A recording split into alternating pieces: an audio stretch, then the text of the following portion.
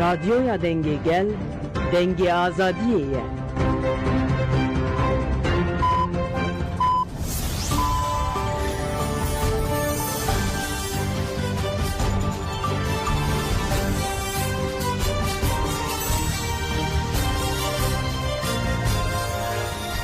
سەرانی هێژە ئەم کاتتان باش لە ناوەندی هەواڵەکانی رادیۆ دەنگی گەل بە یارمەتی ئەوکارانم گەشتی هەواڵەکانی ئەمڕۆ 4 ئۆکتۆبری 2024تان بە یارمەتی ئەوکارانم پێشکەش دەکەم. گەنجانی کوردی فەرەنسا جەکە فەرەنسا لە شاری مارسیلیا بۆ ئازادی ڕێبەری گەلی کورد عەبدوڵڵا ئۆجەلان ڕێپێوان و گربوونەوەیان ئەنجامدا. گەنجانی کوردی فەرەنسا لە چوارچێوەی هەڵبمەتی ئازادی بۆ بەڕێز ئۆجەلان چارەسەری سیاسی بۆ کێشەی کورد چالاکیەکەیان ئەنجامدا و لە میانی ڕێپێوانەکەیاندا گەنجان بەردەوام دروشمی بێ سەرۆک ئاپۆ ژیان نابێ و بژی سەرۆک ئاپۆیان بەرز کردەوە. پاش ڕێپێوانەکە چالاکوانان گربوونەوە و لالایەن نوێنەری گەنجانی کوردی فەرەنساوە بەیاننامەیەک خوێنرایەوە و ئاماژیان بۆ کرد کە گۆشەگیری ڕەها بەسەر ڕێبەر ئاپۆ گۆشەگیریە لە هەمان کات کە بە مانای گۆشەگیری بەسەرگەلی کورد و کوردستانە. هەروەها لە بەیاننامەکەیاندا داوا لە هەموو گەنجانیان کرد خاوەنداری لە ڕێبەر ئاپۆ بکەن و لا پێناو ئازادی جەستەی بەڕێزیاندا چالاکانە بەشداری کار و چالاکیەکان بن.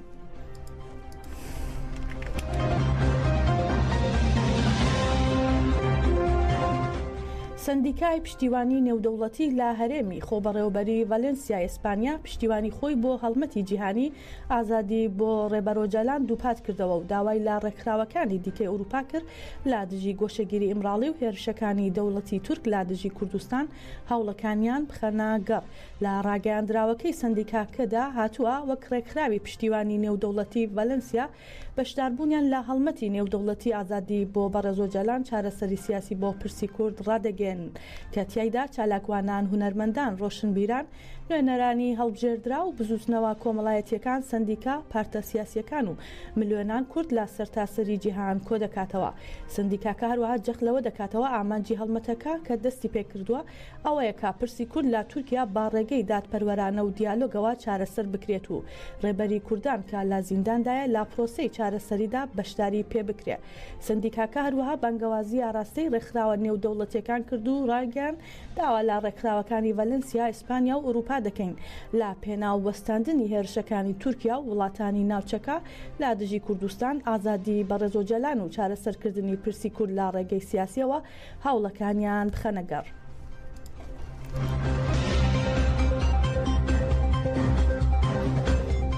لە شاریوان بە پێشنگایەتی بزوتنەوەی ژنانی ئازاد بانگەوازی بۆ بەشداری لە گربوونەوەی ئازادی کە لە سیانزەی تەشرینی یەکەم لە ئامەد بەڕێوە دەچێت کراو. گربوونەکە بۆ ئیدانەکردنی پلانگەڕینەوەی تەشرین یەکەم دژی ڕێبەری گەلی کورد بەڕێوە دەچێت. لە میانەی بانگەوازیەکەدا دروشمی بژی سەرۆک ئاپۆ و ژنجیان ئازادی بەرزکرانەوە و نوێنەرانی دەمپارتی هەرێمی سەرحاد بەشداری چالاکیەکە بوون و بەیاننامەیەکیان خوێندەوە. لە بەیاننامەکەدا گۆڵجان کاچماس پەرلەمانتاری دەمپارتی وان باسی لەوە کرد کە بە ساڵانە لەسەر ئەم خاکە سیاسەتی شەڕ بەڕێوە دەچێت و جەختی کردەوە جگە لەم سیاسەتە بەڕێز ئۆجەلان ماوەی 26 ساڵە بەدیلگیراوە و ماوەی 43 مانگیشە سیاسەتی گۆشەگیری ڕەها بەسەردا دەسەپێنن. بۆیە ئێمە لە دژی ئەو سیاسەتانە سیانزەی تشرین یەکەم لە ئامەد کردبوونەوەی ئازادی بۆ بەڕێز ئۆجەلان بەڕێوە دەبین. لەوێ بانگەواز دەکەین دەڵێن ئێمە خاوەنی ئەم خاکە ئامادەین ژیانێکی ئازاد و یەکسان و ئاشتی خوازانە لەگەڵ هەموو گەلان بنیات بنین.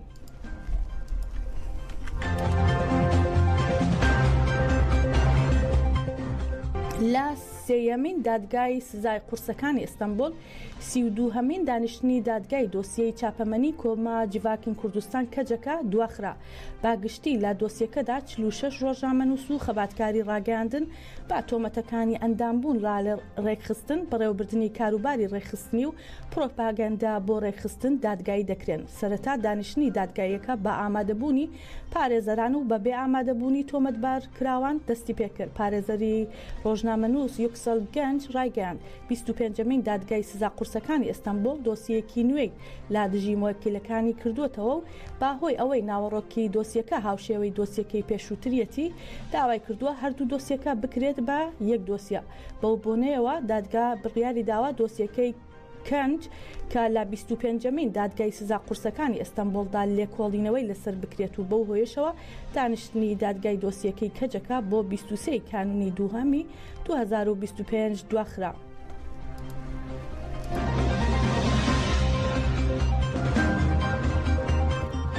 لەبارەی نۆی تشرینی یەکەم دەستپێکی پلانگێڕی نێودەوڵەتیەوە پەیەدا لە قامیشلو و تەلتەمەر چەند سەمینارێکی ئەنجام داوە و سەرنج دەخاتە سەر تێکۆشانی 25 ساڵەی ڕێبەر ئۆجەلان لە ئیمراڵی.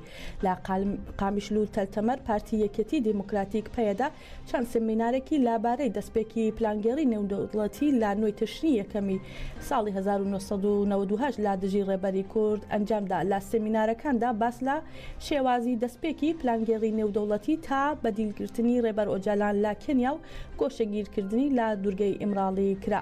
هەروەها ئاماژە بە سیاسەتی نێودەوڵەتی لە دژی گەلانی ڕۆژهەڵاتی ناوەڕاست و مێزۆپۆتامیا بە تایبەت سیستەمی ئەشکەنجە و قڕکردن لەسەر ڕێبەر ئۆجەلان کرا.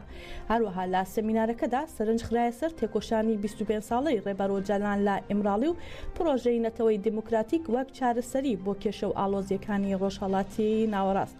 جێ ئاماژەیان نزیک دەبینەوە لا نۆی تشرینی یەکەم دەستپێکی پلانگێڕی نێودەوڵەتی لا دژی ڕێبەر ئۆجەلان و بۆ ئەو مەبەستەش لە هەموو جیهان چالاکی جۆراوجۆر ئەنجام دەدرێت و داوای ئازادی جەستەیی بۆ ڕێبەر ئۆجەلان دەکرێت و پلانگێڕی نێودەوڵەتی شەرمەزار دەکرێت.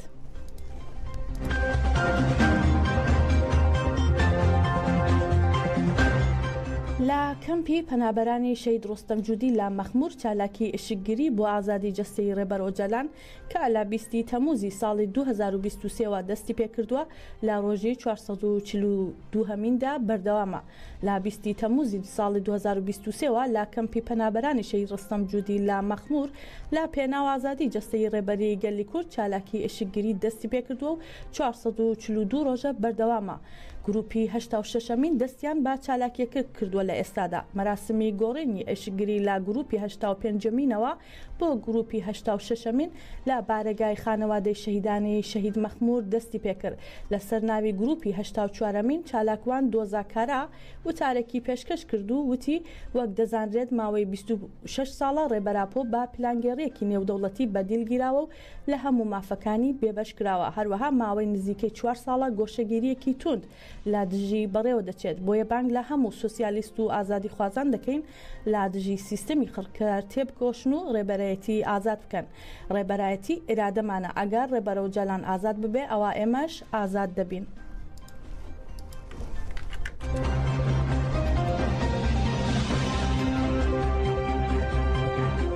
دەستگای دژە تێرۆری عێراق لەبارەی ئەنجامدانی چەند ئۆپەراسیۆنێکیان لا دژی چەتەکانی داعش ڕاگەیاندراوێکیان بڵاو کردەوە و ڕایانگەیان. دەستگای دژە تێرۆری عێراق لە پارێزگاکانی سەلاحەدین ئەنبار و نینەوە ئۆپەراسیۆنی لە دژی چەتەکانی داعش ئەنجام داوە. دەستگای دژە تێرۆر ئاماژەی بەوەش داوە لە ئەنجامی ئۆپەراسیۆنەکەدا دوو چەتەی داعش دەستگیر کراوە و چەندین شوێنی حەوانەوەیان پشکنراوە و پاکراوەتەوە. هەروەها کۆمەڵێک ئەشکەوت و تۆنێلی بۆمڕێژکرا و کاژمارەیەکی زۆر کەرەستەی تەقینەوەی ئامادەکرا و بۆ تەقینەوەیان ئامادەکردبوو لە ناو براوە.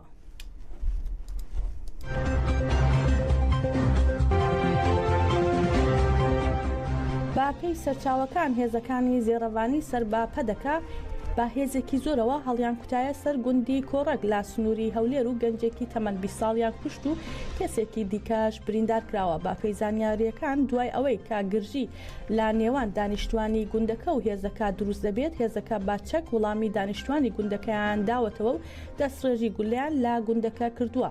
باهۆیەوە گەنجێک کوژراوە و کەسێکی دیکەش بریندار کراوە.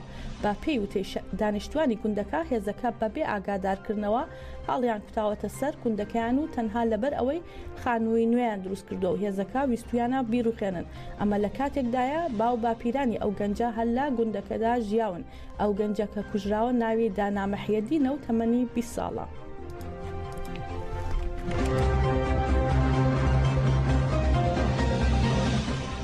ڕۆژنامەی تایمز ئۆفی ئیسرائیلی بڵاوی کردەوە دوای ئەوەی ئێران لا ڕێگەی دەیان موشکەوە هێرشی کردە سەر تەلابیب لە ئێستادا ئیسرائیل پلانی هەیە بۆ بە ئامانجیگرتنی ڕاستەوخۆی ئێران بۆ ئەو مەبەستەش نەتانیاهو چاوەڕێی پەیوەندیەکی جۆ بایدنە بۆ هەماهەنگی هێرشە ئاسمانێکە کە پێویستە فڕۆکە ئیسرائیلەکان بە ئاسمانی وڵاتانی دراوسێدا تێپەڕن بە ئاماژەدان بە عێراق و سعودیا. هەروەها ڕۆژنامەکە ئاماژەی بۆش کردووە ئیسرائیل فشاری دیپلۆماسی دەخاتە سەر بایدن بۆ ئەوەی ڕازی بێت لە ماوەیەکی کورتدا هێرشەکە ئەنجام بدرێ. ئەمە جگە لەوەی هەوڵدەدات کەڵک وەربگرێت لە پێگەی نێودەوڵەتی بۆ سەپاندنی سزای زیاتر بەسەر ئێراندا. جێگای سەرنجە ئیسرائیل هەڕەشەی کردنە ئامانجی کەرتی نەوتی ئێران وەک وڵامێک دەکات، ئەمەش ترس و دڵڕاوکەی لای وەبەرهێنانی کەرتی نەوت دروست کردووە و بایدنش هۆشداری بە نێتانیاهو دەدات لە کاتی هێرشەکاندا نزیک ئەو ناوچانە نەکەوێتەوە کە چەکی ئەتۆمی تێدایە.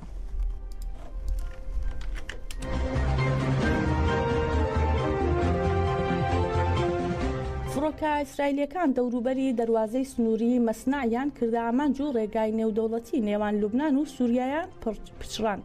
دەواازەی مەسنعکە دەکەوێتە ناوچەی بیخا بە گرنگترین خاڵی پەڕینەوە لە نێوان لوبناان و سووریا دادەنرێت. ئیسرائیل هەڕەشەی کرد کە دەواازە مەدەنیەکانی نێوان سووریا و لوبناان دەکاتە ئامانج بۆ ڕێگری لە بەکارهێنانی لەلایەن حیزبوڵاوە. سوپای ئیسرائیل داوای پشکنینی توندوتۆڵی بار هەڵگرەکانی لە دەواازەکانیش کردووە. با گوێرەی زانیاریەکان فڕۆکەکانی ئیسرائیل هەڵیان کوتایە سەر ڕێگای نێودەوڵەتی مەسنع و ڕێگاکە با سێ موشە کراوەتە ئامانج و بەشێکی وێران بووە، بەڵام زیانی مرۆڤی تۆمار نەکراوە.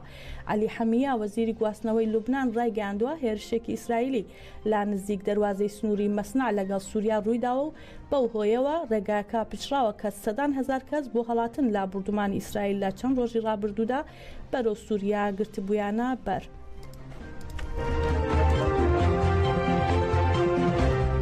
لە ماوەی 31 ساڵدا پەرلەمانچی بۆ کوردان کردووە. بەشی دووەمی ئەم دۆسیەیە لەلایەن هاوکارانمانەوە ئامادەکراوە با گوێی لێ بگرین و بەم جۆرەش دەگەینە کۆتایی گەشتی هەواڵەکانی ئەم کاژمێرەمان. بربەستەکانی بەردەم هەڵبژاردننی خولی شەشەمی پارلەمانی هەرێمی کوردستان چین. هەڵبژاردننی پارلەمانی هەرێمی کوردستان لە سەردەمێکی مێژوویدا بەڕێوە دەچێت و تەنها 16 ڕۆژ بۆ ئەنجامدانی ماوە لە ڕۆژهەڵاتی ناوەڕاست بە تایبەت لە عێراق و هەرێم. خەیرانی سیاسی و ئابووری و داگیرکاری و ڕێکەوتنەکان بۆ داگیرکردنی باشووری کوردستان هەن. لە نێوان پرۆسەیەدا هێشتا پرسیاری ئایا هەڵبژاردن بەڕێوە دەچێت یان نە دەکرێت. لەم دۆسیەدا باز لە گرنگی هەڵبژاردننی نوێ پێشکەوتنەکان و دۆخی هەرێمی کوردستان بۆچی هەڵبژاردن 4 جار دواخرا. کاریگەری ڕێکەوتنی داگیرکاری لە نێوان تورکیا و عێراق و پەدەکە لەسەر ئەم هەڵبژاردنە کۆتاییە و ئەگەری جارێکی تر دواخستنی هەڵبژاردنەکانی پارلەمانی هەرێمی کوردستان دەکەین. هەر هەڵبژاردنێک دەبێت دوای 4 ساڵ لە تەمەنی هەڵبژاردننی پێشخۆی بەڕێوە بچێت. دوایین هەڵبژاردن لە ساڵی 2018 بەڕێوە چوو لە 6 تشرینی دووەمی 2022 کۆتایی هات. بارزانیەکان ماوەی حکومڕانی خۆیان درێژ کردەوە.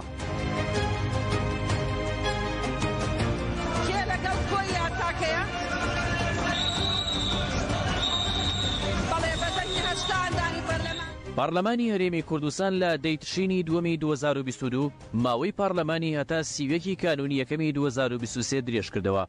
بیانی و درێژکردنەوەی ماوەی پارلەمان ئەوە بوو کە لایەنە سیاسیەکان لەسەر ئەنجامدانی هەڵبژاردن ڕێک بکەون و کۆمسیۆنی هەڵبژاردن چالاک بکرێتەوە و یاسای هەڵبژاردنیش هەموار بکرێتەوە. زیاتر لە 2 ساڵە بۆ ئەوەی هەڵبژاردنی پارلەمانی هەرێمی کوردستان بەڕێوە بچێت نێچیروان بارزانی سەرۆکی ماوە بەسەرچووی هەرێمی کوردستان 4 جار بڕیاری هەڵبژاردنیدا و ڕۆژی دیاری کرد. لە 24 شوباتی ساڵی 2022 بڕیاردرا کە یەکی تشرینی یەکەمی ساڵی 2022 هەڵبژاردننی خولی شەشەمی پارلەمانی هەرێمی کوردستان بەڕێوە بچێت، واتە 7 مانگ پێش تەوابوونی تەمەنی خولی پێنجەمی پارلەمانی هەرێمی کوردستان.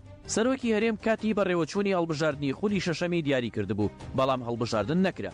لە 26 ئایاری ساڵی 2023 نێچیرەوان بارزانی سەرۆکی هەرێمی کوردستان 18 تشرینی دووەمی ساڵی 2023 وەک ڕۆژی هەڵبژاردن دیاری کرد.